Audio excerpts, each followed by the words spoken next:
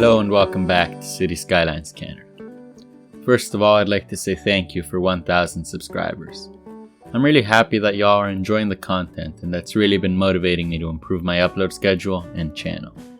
On the topic of channel improvements, I finally got a mic, so y'all can actually enjoy decent audio quality in my videos. This episode has been on Patreon early access for a few days now, and I'll have uploaded the next video there, or will upload it soon by the time that this video is on YouTube. So if you want to enjoy these videos and their newfound audio quality in advance, go ahead and support the channel on Patreon, link down below. Anyhow, enough talking about the channel and not about Canada, because today we've got a great build, wherein we add the elevated metro, a bunch of condos, and a waterfront park in a very Vancouver style area. So I'm starting off with the road layouts for this area, and I want this area to be built around that waterfront park. And I'll have my waterfront tram line, or the Pacific line, reaching into this park. Parallel to the coastline, I found this road with parking on the sides that still lets me add turn lanes, although the medians are white, which I did have to work around. The Pacific line comes in on a road by the rails, sparing itself from passing through the park, and then becomes separated from the road for the promenade. Additionally, in the promenade, I'll have a separate bike path and then surrounded by these concrete pedestrian paths, which saved me the trouble of having to cover the whole area in decals. Which was sort of a trade-off because these paths did not deal with anything vaguely terrain related very well at all.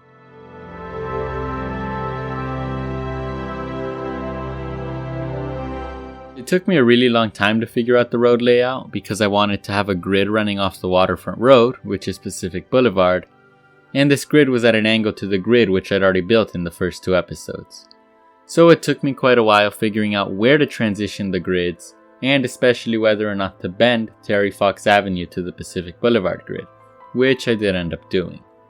I also ended up turning Terry Fox Avenue into a bike lane road after the intersection past Melbourne Avenue. And while the styling of the bike lanes is different, I can just write that off as these bike lanes here having recently been converted from parking lot roads like Pacific Boulevard.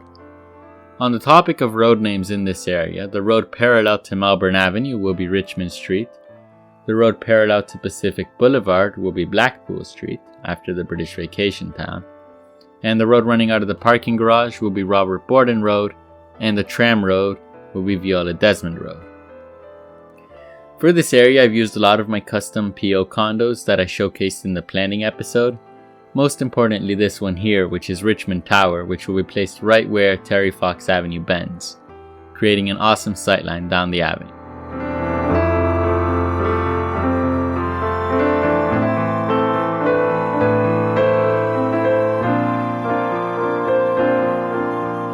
I've modified the Pivotal Point Tower from Australia to make another condo tower.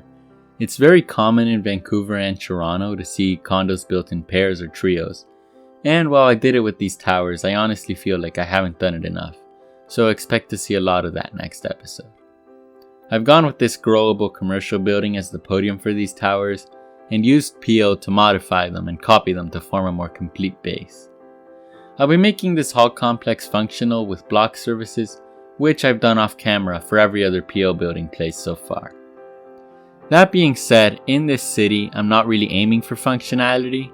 As long as the cars move the way I want them to and people use the transit, I'll be happy, as this is primarily a visual project. I've placed this angled mixed-use building at this corner. It doesn't really match the angle perfectly, but it's also the only building I have that comes close to doing so I can live with it. I've filled these blocks out with some parking lots and alleys, as I don't want any intersections in front of the train station, and Viola Desmond Road is already messy enough. I'd also like to show off today's free build, and as a reminder, these are just me doing one block off camera per episode to help the city grow a bit faster. Last episode in the comments, I asked you guys if you wanted to see an elevated metro, and nobody said no. Additionally, the city council, that is my Patreons, voted for one separately built elevated line and then some underground lines in downtown. Today's free build is the first of those elevated stations, which is by the park across from Union Station. I used PO for the building and then attached the unsightly station building to it partially out of sight. I also added these 3 condo buildings to fill out the skyline a bit more. Additionally, I did the intersections for everything but Pacific Boulevard and built the fire station that will be the focal point of the next how-to video. So subscribe if you want to catch that, or get early access on Patreon if you want to watch it right now.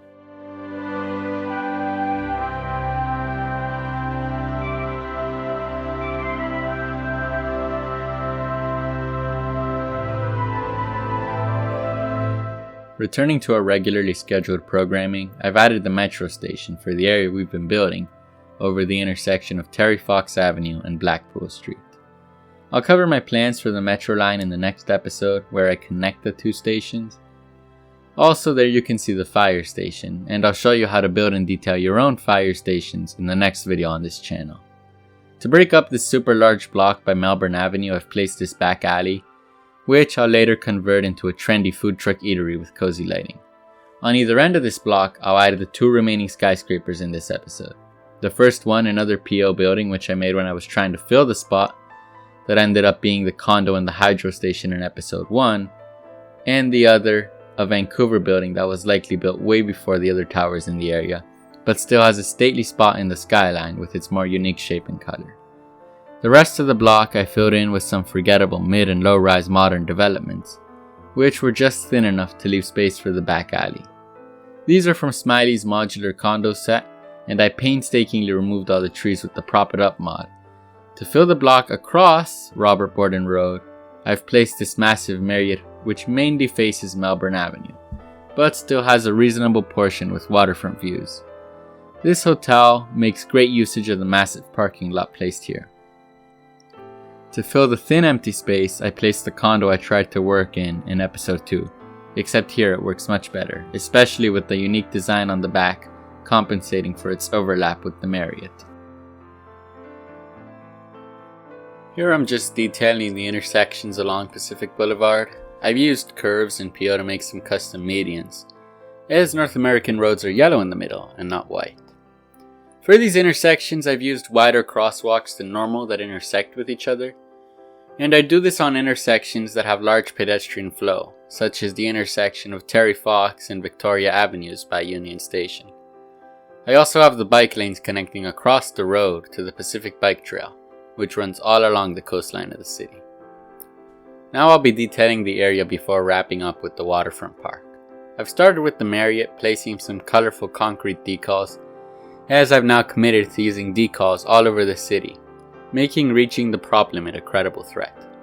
I've also added tables to match with the props included in the asset, and I'm not entirely pleased with the green umbrellas and would have preferred to use some more fitting with the color scheme of the brand, but oh well.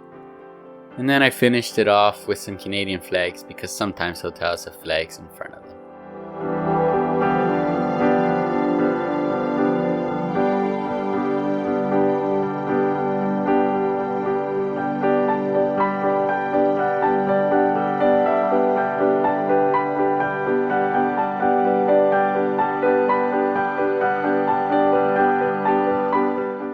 There was quite a large space here by the angled building that the metro tracks didn't quite fill, so I decided to add a Tim Hortons. Say what you will about their declining quality, they do remain a Canadian icon for now, so I'll put a few in this series. I turned this one into a PO to move the sign, and in hindsight should have probably removed the part that says drive-thru. I've also made some procedural object columns for the metro that are more accurately scaled to the tracks, and I'll use these throughout the city. Next, I'll detail this complex with some commercial buildings at its base. I've placed some signs and the rest of the props simply match up to what they're in front of. I ended up placing tables for the restaurants and fancy benches and ads for the clothing store. To be honest, I hate this kind of detailing, it's tedious and the results are middling. But for the planned scale and realism of this project, it's a necessary evil. If you know any better ways of detailing at street level for mixed use buildings and skyscrapers, please let me know in the comments.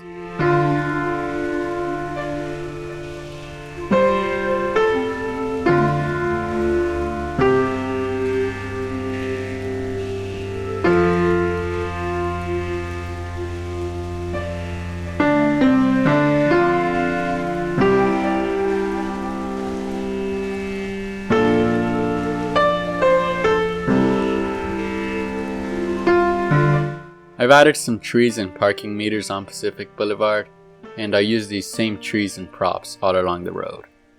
For roadside trees, you're almost always better off using the same tree for the same road, as different trees look awkward unless it's a park. The next thing I'll detail will be this area underneath the metro station along Richmond. After a great deal of time wasted deliberating, I realized that nothing would simultaneously fit here and look good, so I decided to make it a park. I've used this diamond sculpture stack thing to surround the park and give it some modern theming, and then the rest of the park is pretty normal, to be honest. I added trees, I added benches, I added a larger version of the sculpture in the middle as the centerpiece, I added some metro columns and covered the ugly station column with walls, and then I covered the whole park in tiles, which I then shaped to the roads with procedural objects, a process which I've mercifully cut from the video, as it's yet another tedious process with worthwhile results.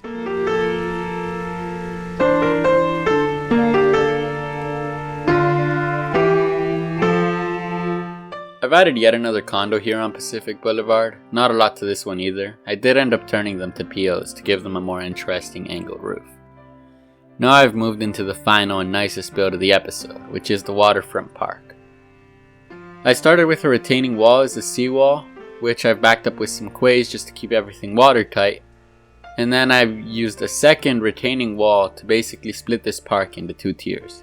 The first, a promenade with the trams, bikes, and paved concrete paths at the same height as the street, and then a green park with trees along the slight hill down the seawall. And I added some stairs where the height difference is larger. Then I basically did what I did at the Diamond Park and painstakingly PO'd some decals to cover the area nicely. Fortunately, the creator of these paths also included decals with the pattern, bless them, which made the process a lot easier. And then I added some crossings and signage along the roads and trams, denoting the pedestrian presence and where they would cross.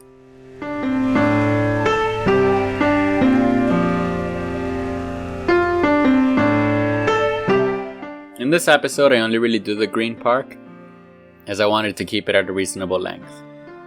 I'll be placing my trees in clusters, essentially splitting up the park into several segments. And this park is loosely based off of Spencer Park in Burlington, Ontario, which is a phenomenally designed yet uncomplicated waterfront park in my eyes. I won't be having paths at the seawall though, and will instead leave this area entirely green but for one segment. For this small segment here, I've put some pergolas, but more notably, I also decided to use these beautiful magnolia trees as my accent and as this park's signature that separates it from the rest of the parks in the city. For the second segment, I put some tables, making it a large group gathering place.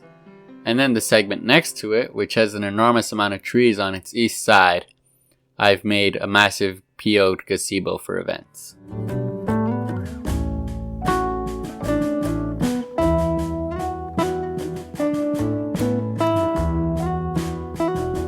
Spencer Park has a Vietnam War memorial, and I wanted to add my own memorial, so I placed the Cenotaph Memorial from Hong Kong, which in real life serves as a memorial to the soldiers of the Commonwealth who died defending the city in the World Wars, including Canadian soldiers.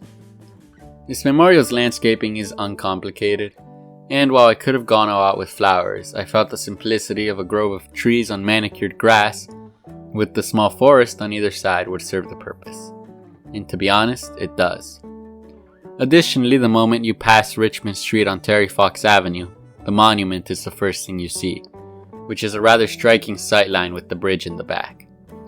This is the second chance that I've missed to create something dedicated to Terry Fox, but I'd definitely like to do something of that sort. So if any asset creators are watching, a Terry Fox statue would be a wonderful addition to the city, and I'd be willing to pay a bit for it. That is all for today, and I hope you enjoyed it. The next video will be a how-to guide on detailing the fire stations. And then after that in Canada, I'll be building a stadium and filling the rest of this peninsula. If you want to catch any of that, don't forget to subscribe. And if you want to support the channel, you can do so on Patreon. Have a great day.